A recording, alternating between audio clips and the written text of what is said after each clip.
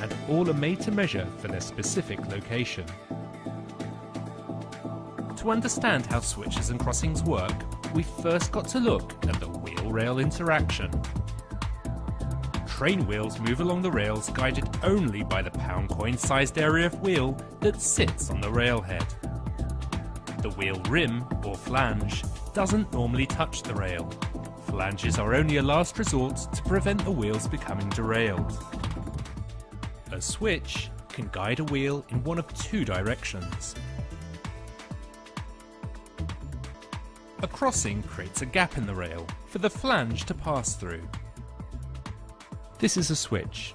Also known as a point, it's the moving part of the switch and crossing layout, and is made up of two long blades which can move across to guide the train one way or another. This is the switch rail, and this is called the toe. This is called the stock rail. It's a non-moving part of the switch. The two switch blades are fixed to each other by a stretcher bar to ensure that when one is against its stock rail, the other is fully clear and will provide room for the wheel flange to pass through cleanly.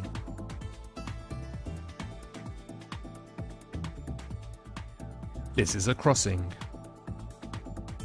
It's the non-moving part of the switch and crossing layout that allows a train to pass in either direction once the switch has been set. This is the nose of the crossing. Either side of the crossing area, wing and check rails are provided to assist the guidance of the wheel sets through the crossing.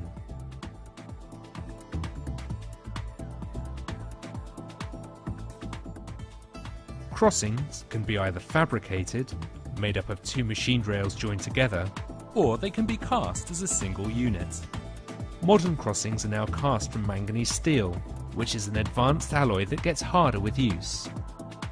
This is an important property as the nose of the crossing can take high impact loads as train wheels pass through. My name's Lawrence Walton and I'm a graduate engineer working for Network Rail. I'm here today to teach you about switches and crossings. The most simple form of S&C is the turnout.